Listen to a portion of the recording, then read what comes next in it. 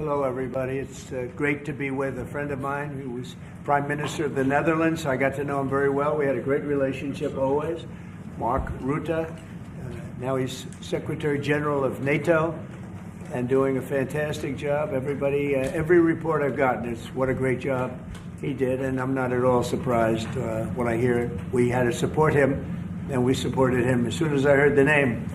But he was a fantastic prime minister, and he's doing a fantastic job. An even tougher job. Which is tougher, being the prime minister of Netherlands, or? This job is quite tough. I would think this is a little tough. But Dutch politics is also brutal. So. Yeah, but this is pretty tough. But you're doing good. We're going to be discussing a lot of things. Obviously, we'll be discussing what's happening with respect to Ukraine and Russia. At this moment, we have people talking in Russia. We have representatives over there, Steve Witkoff and others, and they're in very serious discussions. As you know, Ukraine has agreed, subject to this, what's happening today, to a complete ceasefire, and we hope Russia will do the same.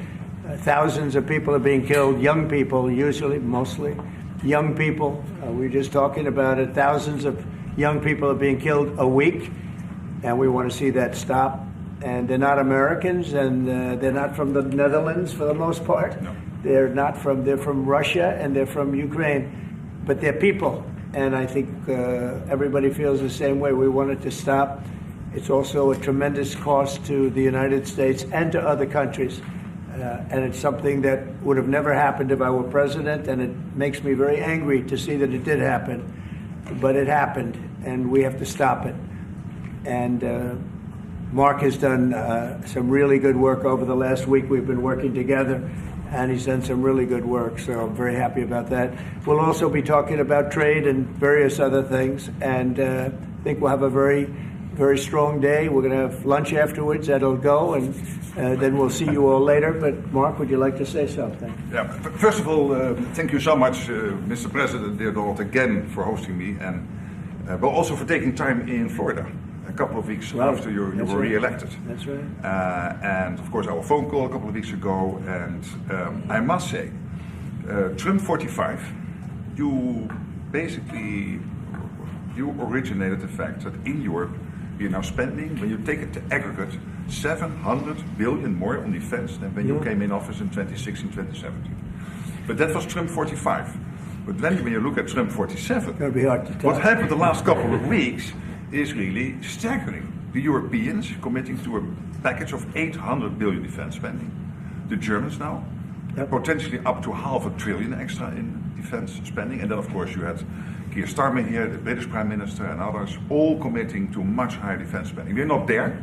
We need to do more. But I really want to work together with you in a run-up to the Hague Summit to make sure that we will have a NATO which is really reinvigorated under your leadership, and we are getting there. We also discuss defense production, because we need to produce more weaponry. We are not doing enough. Not in the US, not in Europe, and we are lacking behind when you compare to the Russians and the Chinese. And you have a huge defense industrial base. Europeans buying 4 times more here than the other way around, which is good because you have a strong defense industry, but we need to do more there to make sure that we ramp up the production and kill the red tape. So I would love to work with you on that. And finally, Ukraine. You broke the deadlock.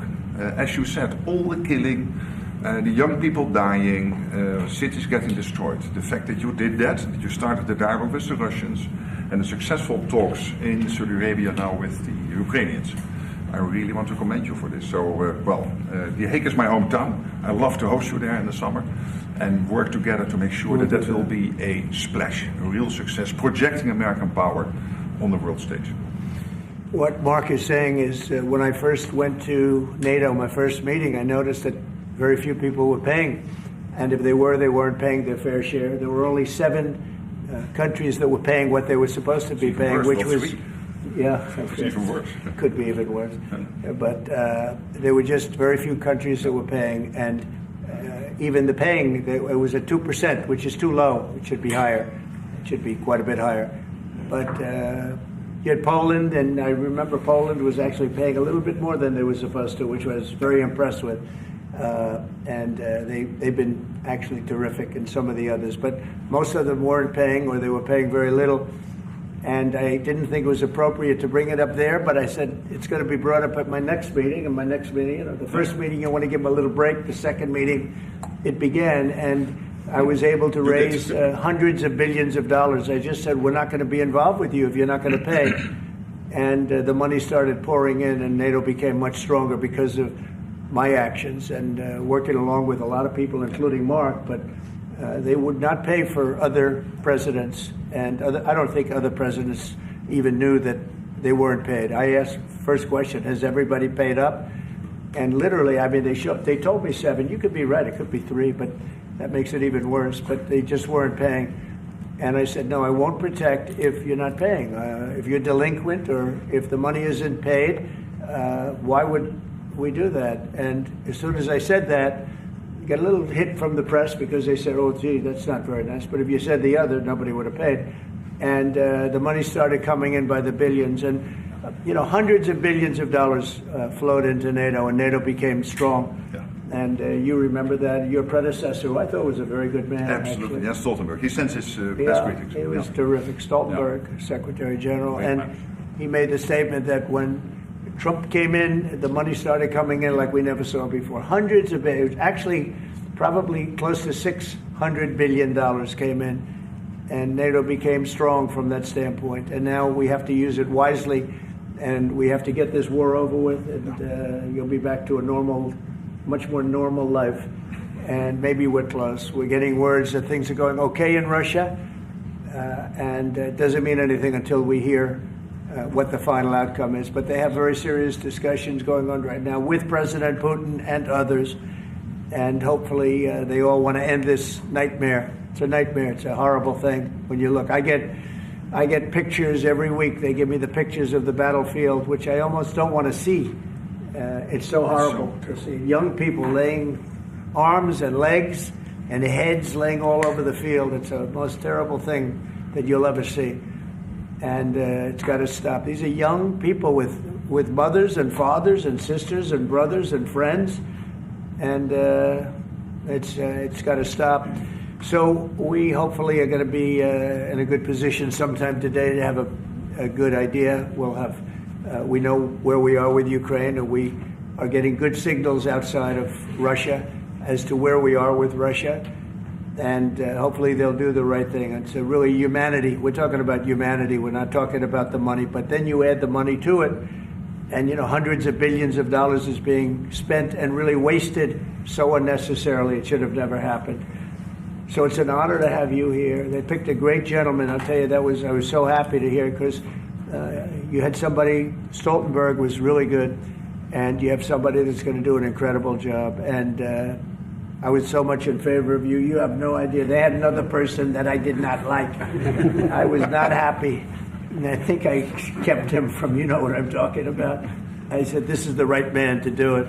And he really did. He was a great prime minister of the Netherlands. He did a great job. And that's what he's doing right now. So thank you, everybody, for being here. And it's a very great honor to have you. And we even have some of our great energy people here today, right? We have the governor, and we have Chris, Chris, right? Absolutely. He's supposed to be the most talented man in the world of energy, according to the governor. So I don't know if he's right. And we have General, you've been fantastic. Thank you very much. And we have a lot of good people that won't be so much involved with this, but they wanted to see what was happening. It's become a little bit of a show, but they wanted to see what was happening, and I think a lot of good things are happening. So with that, if anybody would have a question. Mr. President, on Russia. Please, go ahead. Sorry. Steve Witkoff's trip to Moscow, you spoke about it. What sort of agreement do you hope he comes away from there with? Well, we'd like to see a ceasefire from Russia. And we have, not been working in the dark. We've been discussing with Ukraine land and pieces of land that would be kept and lost, and all of the other elements of a final agreement. There's a power plant involved, a very big power plant involved. Who's going to get the power plant, and who's going to get this and that? And so, it's not an easy process. But phase one is the ceasefire. A lot of the individual subjects have been discussed, though. We've been discussing concepts of land, because you don't want to waste time with a ceasefire if it's not going to mean anything. So we're saying, look, this is what you can get, this is what you can't get. They discussed NATO and being in NATO, and everybody knows what the answer to that is. They've known that answer for 40 years, in all fairness. So a lot of the details of a final agreement have actually been discussed. Now we're going to see whether or not Russia's there, and if they're not, it'll be a very disappointing moment for the world. Yeah. And Vladimir Putin just said he is open to a ceasefire, but he does still have some concerns. He suggested that you two should speak directly. Do you have plans to speak to him soon? If so, when are you confident you can get this across the country? Sure. He did say that today. It was a very promising statement because other people are saying different things, and you don't know if they have anything to really, if they have any meaning, or I don't know. I think some of them were making statements. I don't think they have anything to do with it. No, he put out a very promising statement, but it wasn't complete. And yeah, I'd love to meet with him or talk to him. But we have to get it over with fast. You know, every day people are being killed. It's not like, as we sit here, 2 people will be killed. Think of it. 2 people are going to be killed during this little period of time. Thousands of people a week are dying. So we really don't have very much time. We have to make this fast. It shouldn't be very complicated. Thank you, Mr. President. Yes. A representative of Canada, the finance minister, are in town and will meet members of your administration during the day. Any chances that you will ban on the tariffs on aluminum and the ones that are planned for April 2nd? No. You are not going to change your mind? No, not. Look, we've been ripped off for years, and we're not going to be ripped off anymore. No, I'm not going to bend at all. Aluminum or steel or cars. We're not going to bend. We've been ripped off as a country for many, many years. We've been subjected to costs that we shouldn't be subjected to. In the case of Canada, we're spending $200 billion a year to subsidize Canada. I love Canada. I love the people of Canada. I have many friends in Canada. The great one, Wayne Gretzky, the great. Hey, how good is Wayne Gretzky? He's the great one. But we have, I know many people from Canada that are good friends of mine. But, you know, the United States can't subsidize a country for $200 billion a year. We don't need their cars. We don't need their energy. We don't need their lumber. We don't need anything that they give. We do it because we want to be helpful, but it comes a point when you just can't do that. You have to run your own country. And to be honest with you, Canada only works as a state. It doesn't. We don't need anything they have. As a state, it would be one of the great states anyway. This would be the most incredible country visually. If you look at a map, they drew an artificial line right through it between Canada and the U.S. Just a straight artificial line. Somebody did it a long time ago, many, many decades ago, and makes no sense. It's so perfect as a great and cherished state. Keeping "O Canada," the national anthem. I love it. I think it's great. Keep it. But it'll be for the state, one of our greatest states. Maybe our greatest state. But why should we subsidize another country for $200 billion? It costs us $200 billion a year. And again, we don't need their lumber. We don't need their energy. We have more than they do. We don't need anything. We don't need their cars. I'd much rather make the cars here. And there's not a thing that we need. Now, there'll be a little disruption, but it won't be very long. But they need us. We really don't need them. And we have to do this. I'm sorry, we have to do this, yes. Mr. President, Yeah. you have made it very clear that NATO needs to step up, although great progress has been made in your first mandate. How do you envision this new transatlantic? Are you talking about NATO stepping Yes. up? Well, NATO is stepping up How through do you this envision man. This that? man is a man that only knows how to step up. And we have the same goal in mind. We want the war ended. And he's doing his job. He only knows how to do a good job. That's one thing. That's why I fought for him to get that job. Because they had some other candidates that I'll tell you would not have done a very good job. I need this part of the movie for my family. So we'll get you a clip. We're going to get him a clip of that little last statement. The rest of the statements he doesn't care about. Sir, how does this new transatlantic cooperation, how do you envision it? Well, that's one thing. I mean, you know, we're on the other side of the ocean. And they're right there. And yet we're in for $350 billion because of Biden. And they're in for $100 billion. So it's a big difference. And it's unfair. And I said you have to equalize. They should equalize. They should have. It should have never happened, where Biden just gave this money away. Now, as you know, we have an agreement with Ukraine on the rare earths and other things, and that'll get us something back, a lot back. It'll get us our money back. We're not doing it for that, though. I'm just doing this to get the war stopped. I'm doing it really to save lives, but at the same time, we were treated very unfairly, as we always are by every country. And we're in for very substantially more than the European nations are in for, and that shouldn't be. You know, they're much more affected by it than we are, because we do have an ocean in between.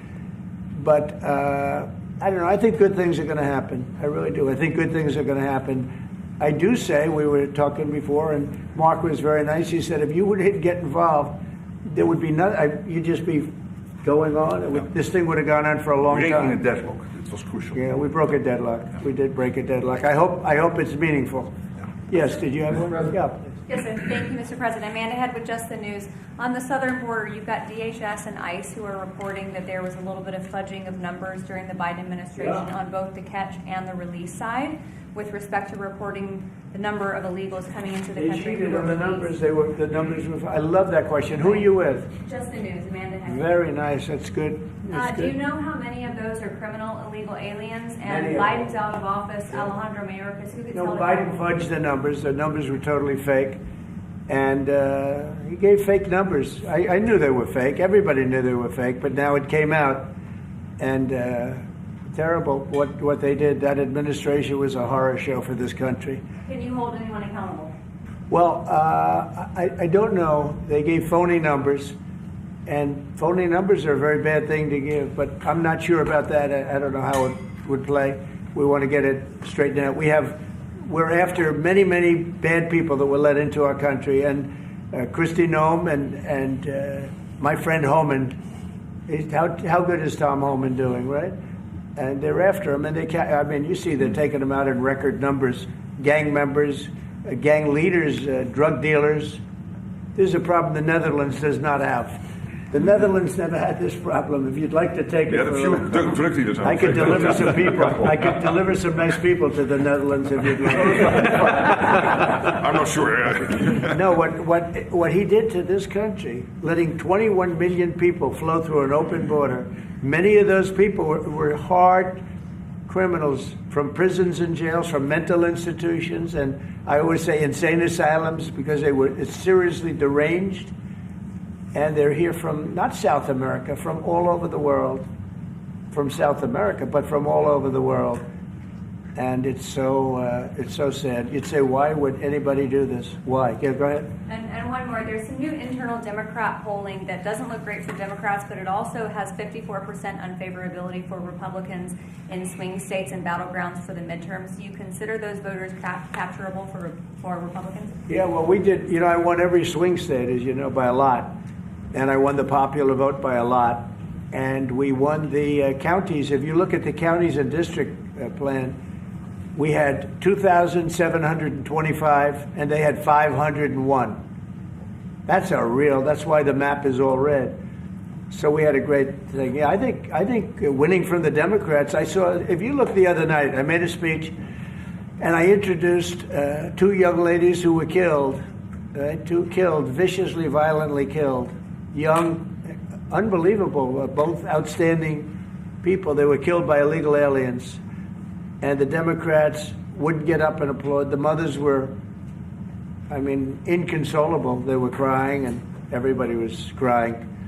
The Democrats sat there with stone faces. They didn't clap. They didn't stand. They didn't do anything. We had a young man with very serious cancer. His dream is to be with the police department someday. And he was introduced. They didn't even clap. They were disgusting, frankly. They were disgusting. There's something wrong with them. They're deranged. They're deranged, like Jack Smith. They're deranged people. And I never saw anything like it. I'm standing up, and I introduced the mother and the parents of these two young girls that were just recently essentially killed, violently killed. And the Democrats are like this. It's so sad. And I saw this morning where one of them is pretty well known, one is arguing, fighting like crazy over men being able to play in women's sports. I said, I thought that was tried. I thought that was about a 95%, I think it's a 95% issue. But in a way, I want them to keep doing it because I don't think they can win a race. And I tell the Republicans, I said, don't bring that subject up because there's no election right now. But about a week before the election, bring it up because you can't lose. And everything's transgender this, transgender that. You know, they have bad politics, but one thing, they stick together.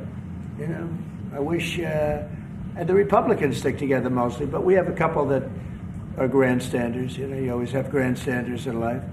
But the Democrats, they have grandstanders, but when it comes to a vote, they do stick together, right? Yes, sir. It seems like they'll stick together on the shutdown. Will that hurt Democrats going into midterms?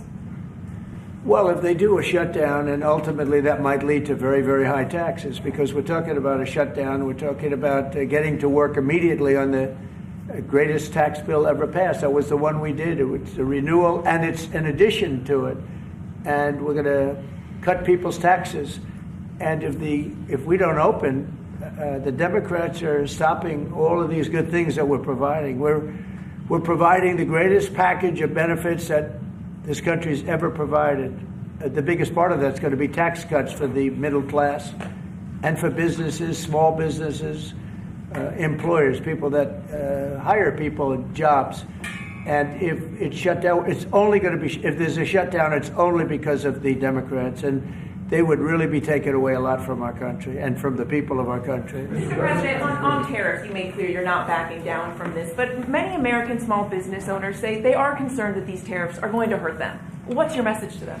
They're going to be so much richer than they are right now. And we have many. Yesterday, General Motors was in. They want to invest $60 billion.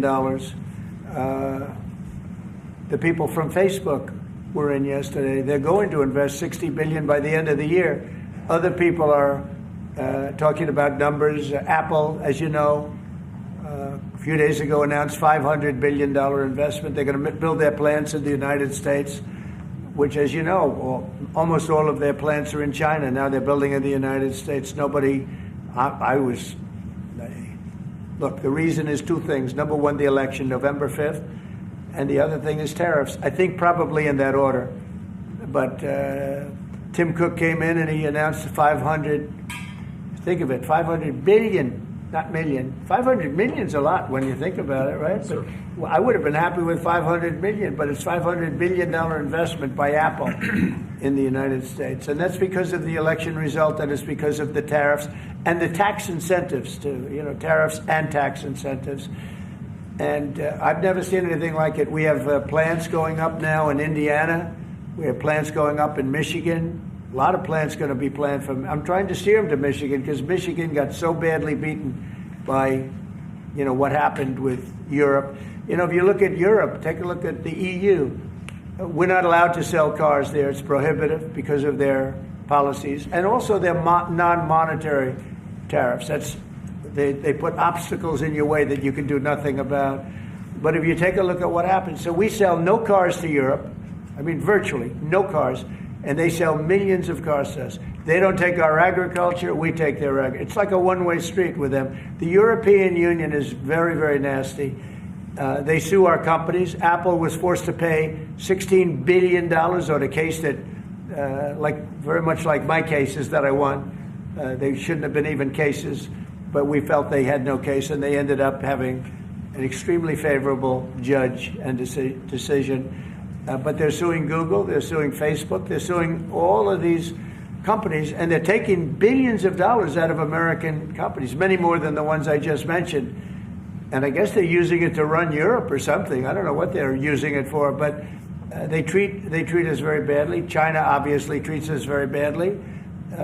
Almost everybody does, and I blame past presidents, to be honest, because when I was president, we received so far about $700 billion from China over the years on the tariffs that I put in. No other president got 10 cents from China. And that was only beginning, except for COVID, I would have been able to finish the process. But we had to fight the COVID thing, and we did really well with it, but we had to fight. And then we had actually, as you remember, Mark, we actually handed over the stock market. It was higher than just previous to COVID coming in, which was sort of a miracle, frankly. We did a good job.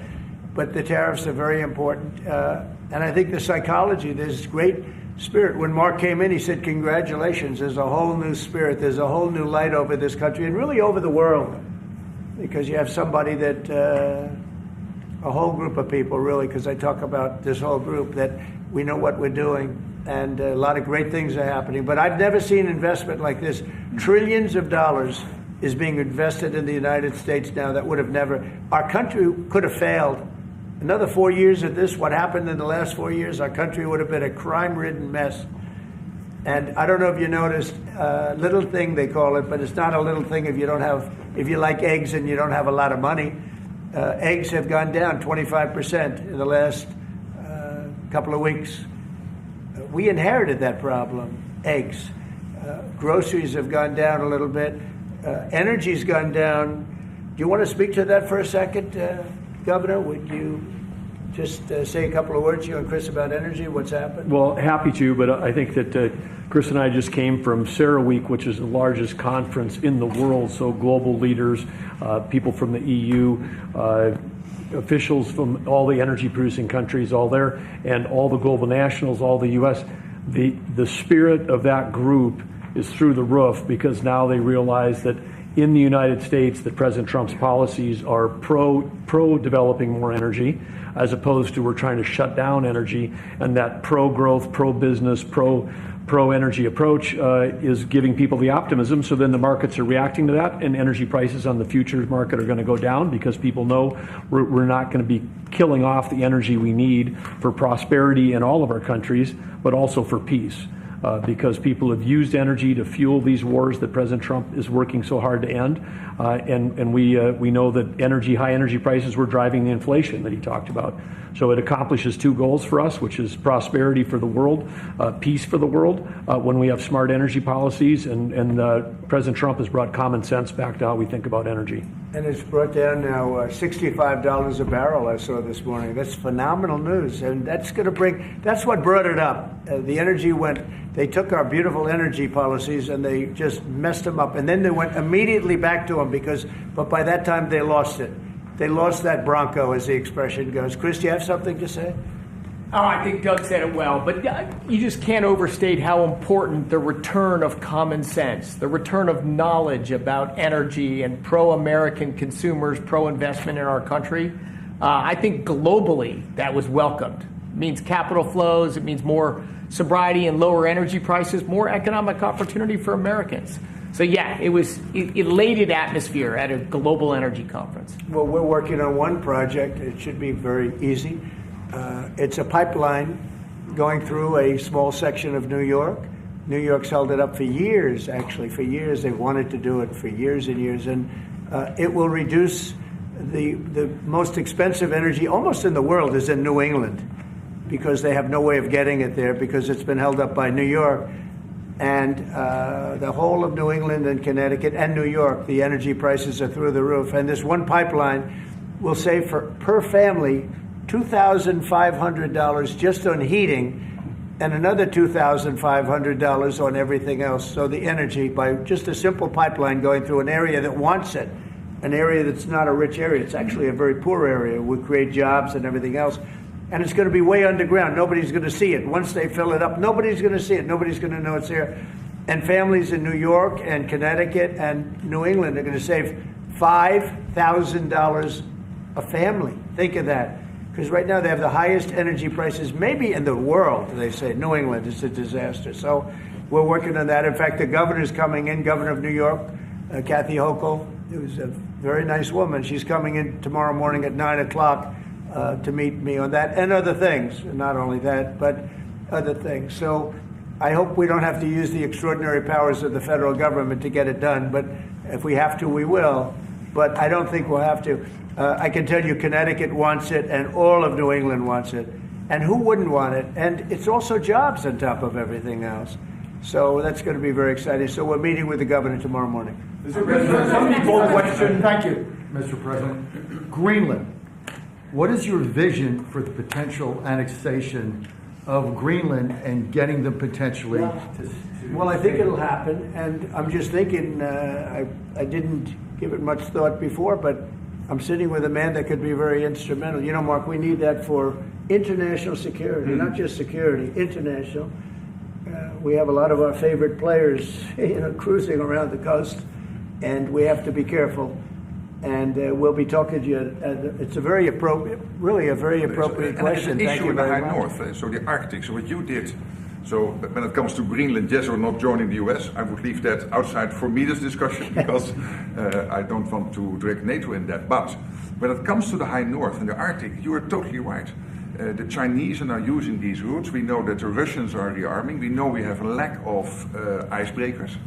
So the fact that the outside Russia, there are 7 Arctic countries working together on this under US leadership is very important to make sure that that region, that part of the world stays safe. And we know things are changing there and we have to be there. Well, they just had an election there the other day. Do you see a referendum, a plebiscite, where the people of Greenland would be in a position to decide if they want to become part of the United States? Yeah, it was a good election for us, as you know. It was not a referendum. It wouldn't be called that. It was an individual election. But the person that did the best is a very good person, as far as we're concerned. And so we'll be talking about it, and it's very important. Mark mentioned the word icebreaker. So we've ordered, we're in the process of ordering 48 icebreakers. And Canada wants to know if they could use them. I said, well, you got to pay for them. Think of it, Canada. We pay for their military. Canada pays very little for their military because they think we're going to protect them. But even with the icebreakers, so we're going to order 48, and Canada wants to be part of the deal. I say, you got to get your own icebreakers. I mean, if you're a state, you can be part of the deal. But if you're a separate country, you've got to get your own icebreakers. Russia, as you know, has about 40 of them. And we have one big icebreaker. But that whole area is becoming very important. And for a lot of reasons, the routes are, very direct to Asia, to Russia. And you have ships all over the place. And we have to have protection. So we're going to have to make a deal on that. And Denmark is not able to do that. Denmark's very far away and really has nothing to do. What happens? A boat landed there 200 years ago or something, and they say they have rights to it. I don't know if that's true. I don't think it is, actually. But we've been dealing with Denmark. We've been dealing with Greenland, and we have to do it. We really need it for national security. I think that's why NATO might have to get involved in a way, because we really need Greenland for national security. It's very important. We have a couple of bases on Greenland already, and we have quite a few soldiers, and maybe you'll see more and more soldiers go there. I don't know. What do you think about that, Pete? So don't answer that, Pete. Don't answer that question. But we have bases, and we have quite a few soldiers on Greenland. Because some question your commitment to NATO. Will anything change? Your commitment to NATO. Will anything change? Same amount of money? Well, I think they made a great troops? step by putting Mark in charge. I think, to me, that's a great step, because he and I have seen eye to eye on everything for a long time. We've been doing this a long time now. 9 years now. And so that's a great step. You have to keep NATO strong. You have to keep it relevant. But the biggest thing we have to worry about right now is what's going on right now. I think the rest is going to take care of itself. I don't see this happening. This was a fluke. This was something that, if we had a competent president, it would not have happened. The man was grossly incompetent. All you have to do is take a look at, he signs by AutoPen. Who was signing all this stuff by AutoPen? Who would think you signed important documents by AutoPen? These are major documents you're signing. You're proud to sign them. You have your signature on something. In 300 years, they say, oh, look, can you imagine? Everything was signed by AutoPen, almost everything. Nobody's ever heard of such a thing. So, should have never happened. Tomorrow with the Justice Department about law and order, could you tell us a little bit about that? Yeah, we're going to be with the Justice Department. We have a great Justice Department. Pam Bondi is so fantastic, and Todd Blanche, and Emil, you got to know him a little bit. He was acting for a little while. And some other people are incredible in the Justice Department, and I consider the FBI to be a part of it in a sense, and Cash is going to be fantastic, and all the people. Dan Bongino, I love that. I mean, I love that. I think Dan is great. I think we have unbelievable people. And all I'm going to do is set out my vision. It's going to be their vision, really, but it's my ideas. And basically, we don't want to have crime in the streets. We don't want to have people pushed into subways and killed, and then the person that did the pushing ends up in a 15-year trial and gets off scot-free. We want to have justice, and we want to have safety in our cities as well as our communities. And we'll be talking about immigration. We'll be talking about a lot of things, the complete gamut.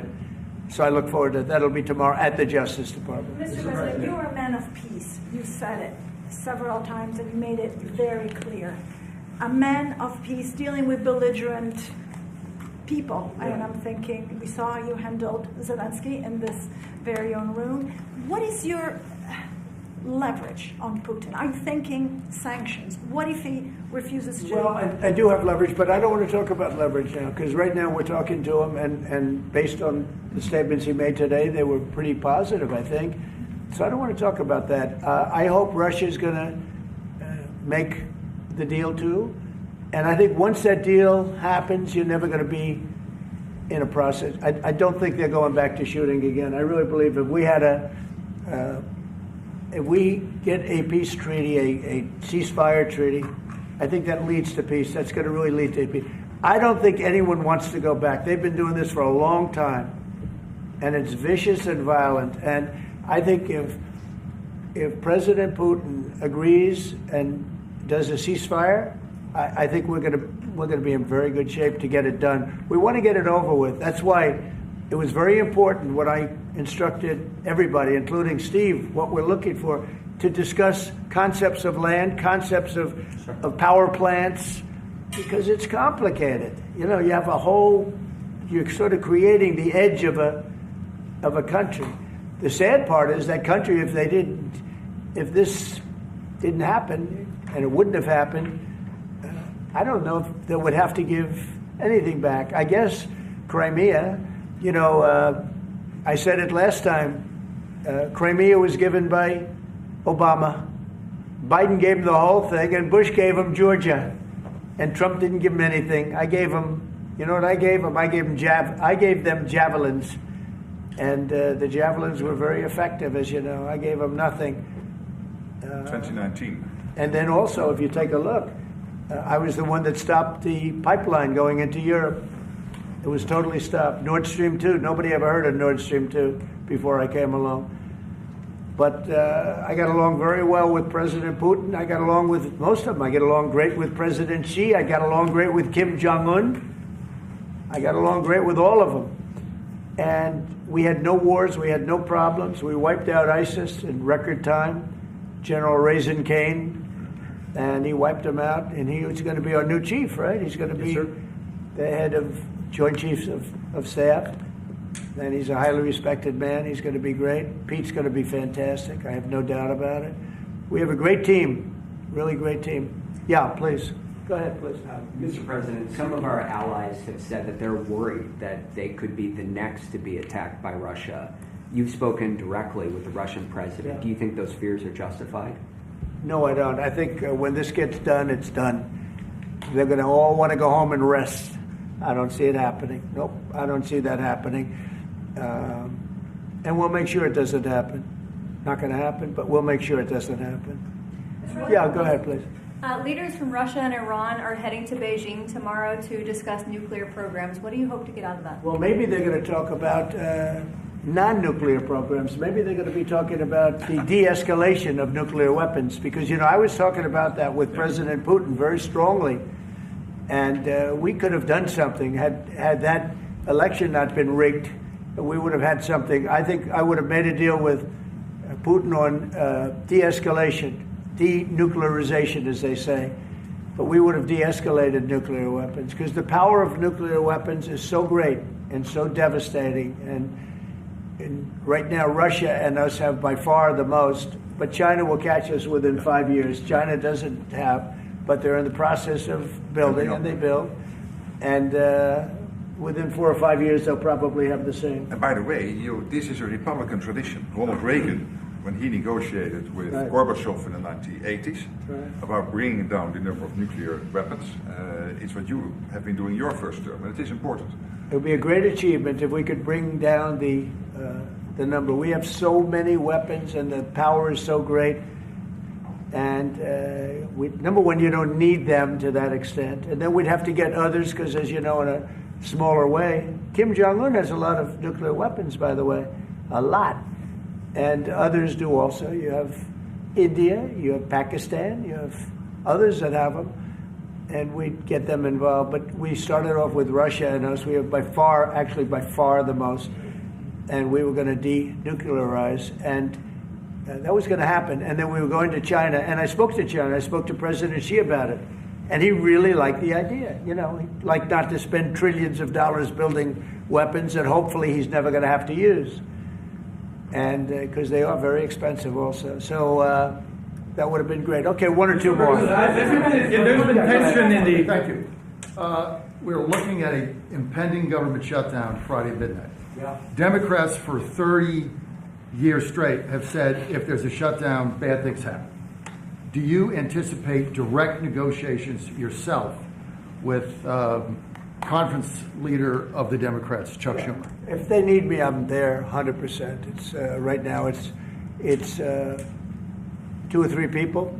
If it shuts down, it's not the Republicans' fault. You know, we passed a bill where we had an incredible Republican vote. We only had 1 negative vote, a grandstander. You know, 1 grandstander. There's always a grandstander in the lot.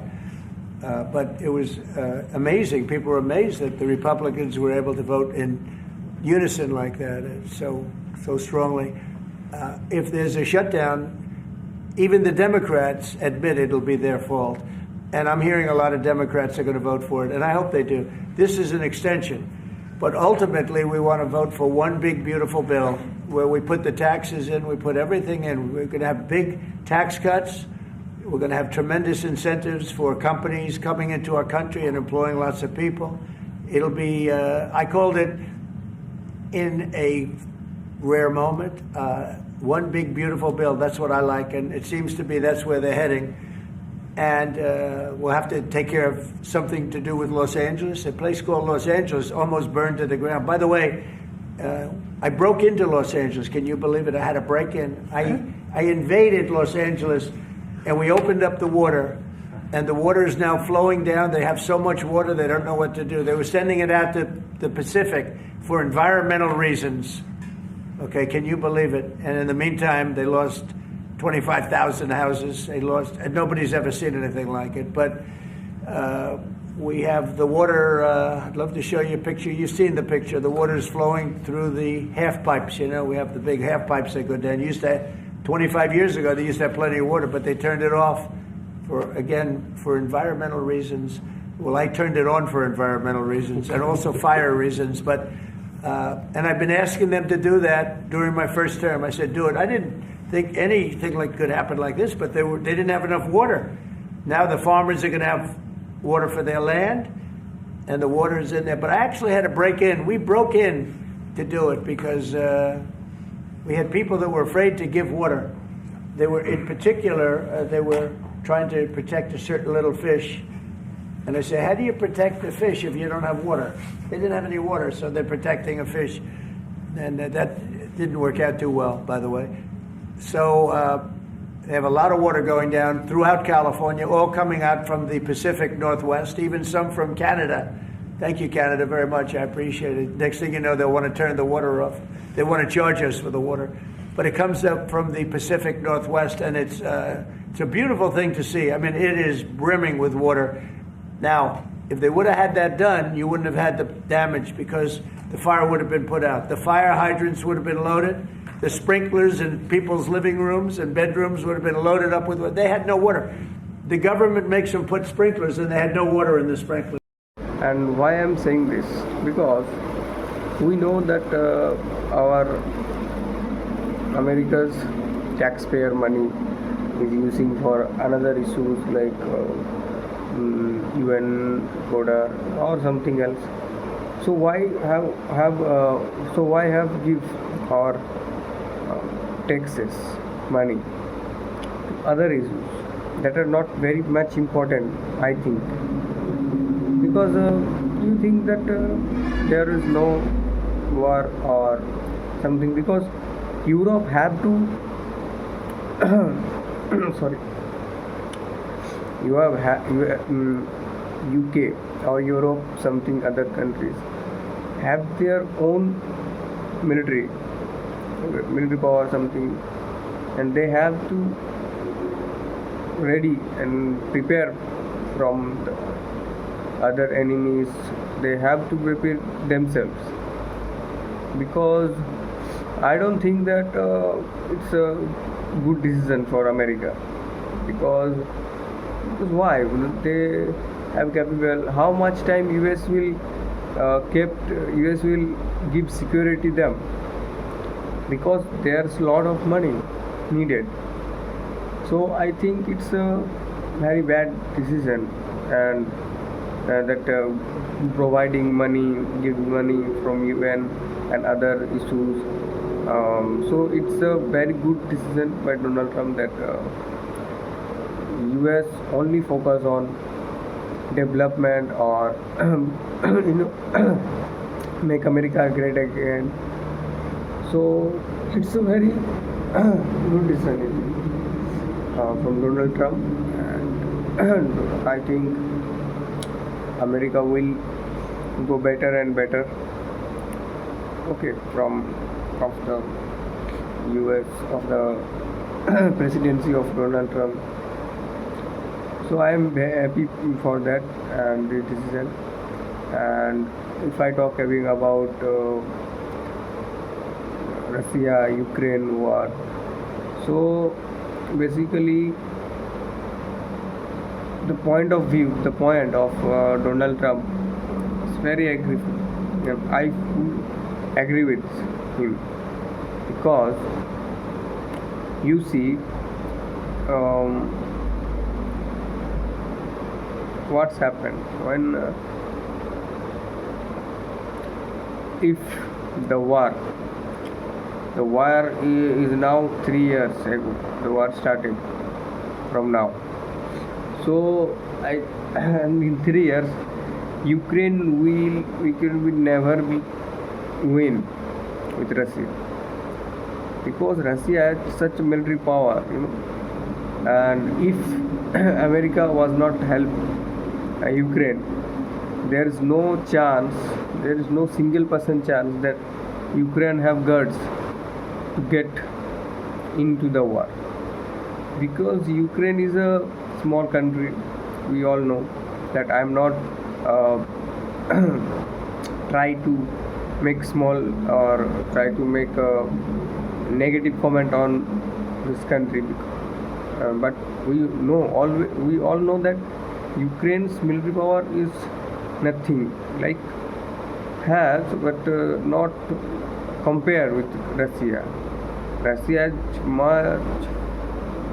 much bigger army, or any other part, or any other like perspective, financially, army wise, economically, or anything else, manpower, all population wise, all these parameters are high.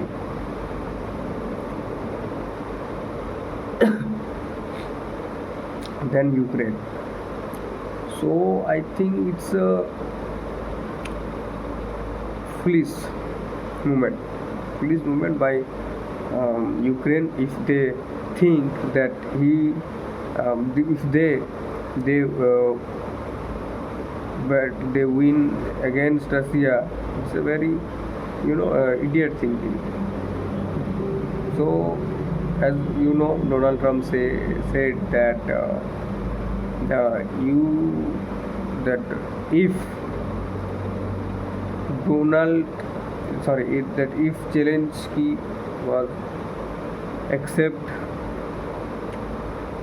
that what Russia says and not try to join NATO, then the war had no started, and it's fact. Because if Zelensky or not think that that they will join NATO, then all the issues will not happen. Had not had happened. Because then Russia never attacked on Ukraine, never attacked on Ukraine. So that's why. So that's the thing I'm talking about. Because I don't think that at the first time, at the beginning, I don't think that Ukraine really need to join NATO. And why I'm saying that? Because of there's no war. Then okay, initially time when like 2020 or 2021, there's no war happening. No war happening. So why Zelensky are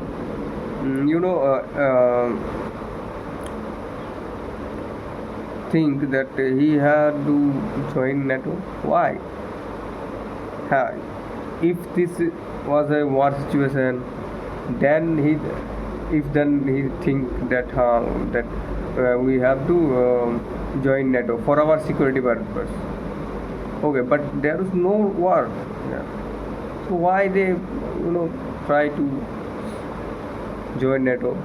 That's I'm not thinking about. And because of that, if they are not try to join NATO, Russia will not attack. So I think and recently news come when I video recorded that Donald Trump convinced Zelensky for ceasefire. You all know that few days ago Zelensky came to USA and meet with Donald Trump, and there is this small argument with both, and there is our Vice President here, J.D. Vance, and Zelensky repeatedly argue with them, Vice President and President of America. This is a very foolish movement, I think, because if he knew that Donald Trump is a much powerful, much respected, and much all of this is better. Donald Trump is better than Zelensky. Then that time he has to be listen carefully first of all, and after that react properly with some knowledge and the politeness, kindness after that. But what he did argue, he did wrong answers and many more things. So that's why a warm situation, a critical situation happened, and after that Zelensky rejected the proposal of Donald Trump that make a deal with a table and let's ceasefire, because we are all know that the citizens of Ukraine are suffering. They don't have anything, they don't need anything. They just, and their security, their land also they lose their lands because of war. If their war was not happened, then nobody loses their lands. And Zelensky not stopped there. He continuously argued with Donald Trump and Vice President J.D. Vance. And I think it no needed. It was no needed. Why, man? I can't. If you knew that he's a powerful man and in the help of USA, he runs the war. So why did he argue with them? If they are not argue, Russia will attacking continuously and the war beginnings, and after a time Russia will occupied more land of Ukraine. If situation was not much better, I think not the worst situation, then Russia will take all over Ukraine. But that's not a good decision, I think. So it's and recently coming a news that Zelensky convinced to ceasefire in 30 days. So it's a very good news for not only Ukraine, not only Russia, not only America, but all the countries. Because the share market are getting down and down because of their wars. There was and the price of oil, etc., are increasing. So it's much needed that the war end immediately, as soon as possible.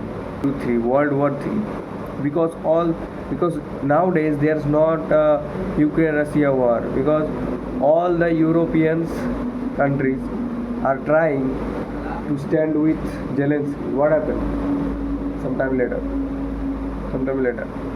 So it not now, but in future it become World War III, and that will not good for humanity, because we all know there is the starting from the nuclear weapons